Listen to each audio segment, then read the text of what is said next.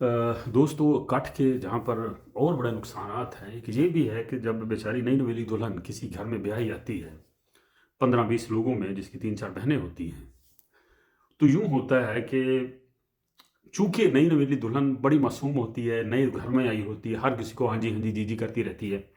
कोई उसकी जो नंदे वगैरह हैं उससे कहती हैं कि भाभी आ असी ले ली, आश है असी ले ली, वो बेचारी कह देती है ले लो भी ले लो। क्योंकि अगर उसने इनकार कर दिया तो दुल्हा साहब जो मूँछों को नया नया जिसने खसाब लगाया होता है और बड़ा चौड़ा होकर फिर रहा होता है घर में, तो ऐसे लग रहा है जैसे वो एक औरत को अगवा करके लाया। उसके ये आदतें होती हैं जैसे ना, मतलब कि बहुत बड़ा तीर मार रही है इसने, कुछ शादी करके कोई बड़ा अनोखा काम किया।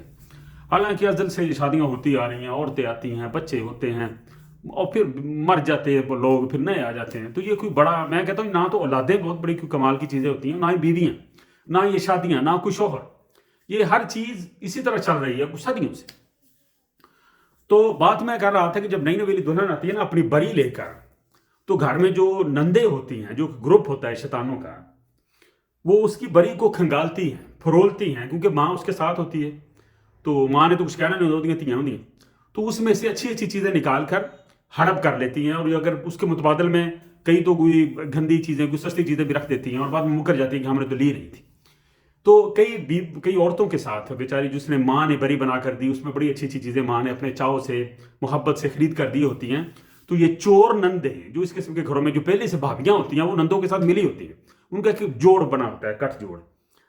तो ये ज्यादती करती है, उसकी चीज़ों को चोरी कर लेती है और बाद में अगर वो कहती है कि मेरी ये चीज़ गायब है, अपनी माँ को बताती है, शोहर को बताती है, तो वो जो नंदे होती हैं ना, वो इल्ज़ाम लगाती हैं कि इसने हमको चोर कहा है। वो एहतजाज करती हैं भाई के आगे, और भाई साहब जो अपनी बीवी को अगवा करके लाए होते हैं, ब्याह करके नहीं, अगवा करके, तो वो बीवी पर चढ़ जाते हैं और नाल ही माँ चढ़ जाती, तो नाल ही सोरे सूरे साहब नाल ही शुरू हो जाते भी तू ये कीता, तू बड़ियां छावां लैके आई सी, तेनों बड़ियां माँ ने दित्तियां सी, तो पहले साढ़े को आ चीज़ां। तो पूरे का पूरा जो महकमा होता है ना, ये महकमा जो कब्जे वाला महकमा होता है, ये उस बेचारी नई नवेली दुल्हन के सर हो जाता है। पहले ही दूसरे तीसरे दिन कह लो कि दिल खट्टे हो जाते हैं वहां पर। और बदकिस्मती ये है कि शौहर जो जिसको बीवी के साथ खड़ा होना चाहिए, वो खबीस बनकर अपनी बहनों के साथ, अपने माँ बाप के साथ खड़ा होकर दूर खड़ा हंस रहा होता है, चिट्टे सूट पा के ना, वास्क टांग पा के कालियां, तो हंस रहा होता है जैसे ये उसकी बीवी नहीं है, जैसे कोई किराए की चीज लेके आया, जैसे टेंट उंट से नहीं बंदा ले आते कोई गिलास, कोई चैन का चून का, वैसे उसको वापस कर देनी।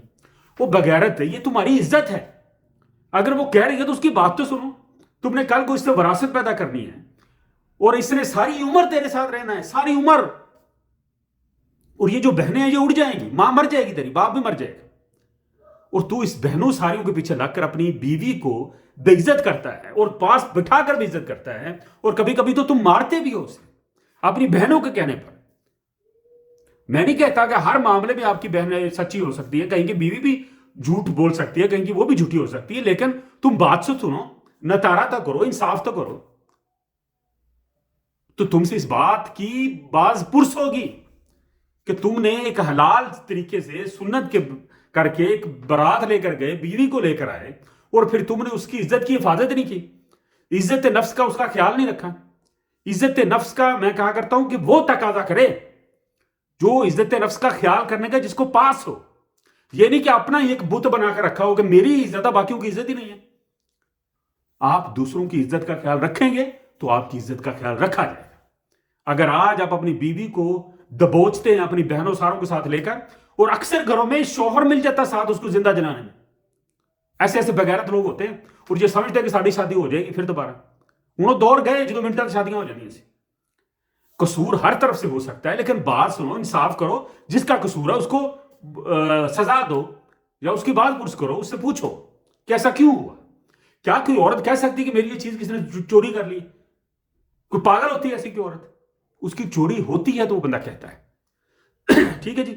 हाँ, तो ये जो इस किस्म के मामला था। एक और मैं बात कहना चाह रहा था कल कि जो हमारी शादियों में बदतहजीबियां होती है कि शादी में जो मेहंदी का जो कल्चर है, मखलूत औरतें और मर्द इकट्ठे नाचते हैं, बाद में पता नहीं कपड़े कुपड़े सुना फाड़ लेते हैं, तो इस तरह की दलालत करते हैं जिससे जमीन मुर्दा हो जाती है। अक्सर घरों में मेहंदी वाली रात लड़ाइयां हो जाती हैं और अगले दिन बारात में सुज्जे मुंह लेके जाते, सारे नाराज होते हैं एक दूसरे से, किसी ने रोका टोका होता है।